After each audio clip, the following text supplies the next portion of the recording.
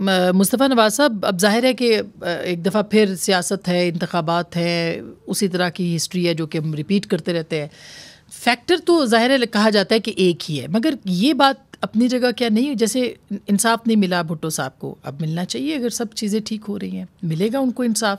اگر نواز شریف صاحب کے ساتھ زیادتی ہوئی اس کا ازالہ ہونا چاہیے. نہیں دیکھیے، جہاں تک بھٹو صاحب کے کیس کا تعلق ہے تو پچھلے تقریباً 15 سال سے ایک ریفرنس سپریم کورٹ میں پینڈنگ ہے، اور اس کو سپریم کورٹ کو اٹھانا چاہیے، جسٹس قاضی فائز عیسیٰ صاحب کو. اور پوری دنیا میں ہوتا ہے کہ جہاں پہ بھی مس کیریج آف جسٹس ہو جائے، ہم آئے روز سنتے رہتے ہیں کہ امریکہ میں، برطانیہ میں کوئی ایسا واقعہ ہو گیا کہ جس میں 30-40 سال پہلے غلط فیصلہ دیا گیا تھا، جس کے نتیجے میں یا کسی کو سزا بھگتنی پڑی یا کوئی سزائے موت کا شکار ہوا، تو پھر عدالتیں اس کے اوپر معافی مانگتی ہیں.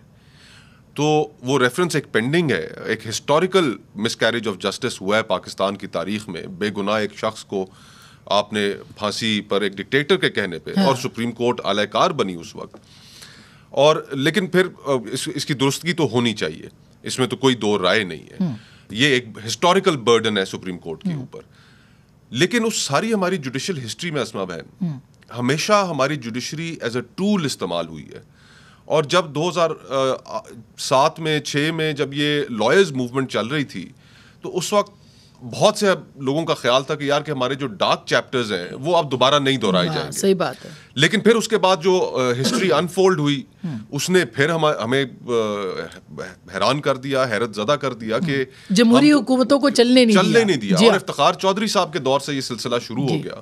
ابھی جسٹس قاضی فائز عیسیٰ صاحب نے اچھی ابتدا کی ہے کہ انہوں نے اپنی ادارے کی غلطیاں کو بھی تسلیم کیا ہے. اس میں افتخار چودھری صاحب کی جو مونیومنٹل مسٹیکس تھیں، جس طرح ریکو ڈیک والے معاملے میں، اس کو بھی انہوں نے ایک ہمالین مسٹیک انہوں نے کہا. ابتدا انہوں نے اچھی کی ہے، تو توقع ہم یہ کرتے ہیں کہ آگے چل کے تو یہ پی ایم ایل این کا جو موقف ہے کہ ازالہ کرنا چاہیے. اسما بہن، اس ملک کی تاریخ میں درجنوں ایسی پولیٹیکل انجینئرنگ کے واقعات موجود ہیں. ہم تو یہ چاہتے ہیں کہ یہ جو دائروں کا سفر ہے یہ ختم ہو. اور میاں صاحب اسپیشلی چارٹر آف ڈیموکریسی کے بعد یہ ایک تاثر تھا. ہم سمجھتے تھے کہ آبویسلی ہم سارے ایک ایوولوشن کے پروسیس سے گزرتے ہیں، ہم سے بھی غلطیاں ہوئی ہیں، اور پھر ایک ایوولوشن اس ارتقائی عمل میں انسان سیکھتا ہے. اور اس سیکھنے کی، اس میچورٹی کی سٹیج پہ پہنچ چکے ہیں کہ میاں صاحب وہ راستہ نہیں اختیار کریں گے جس راستے سے اقتدار میں آنے کے لیے وہ کر رہے ہیں.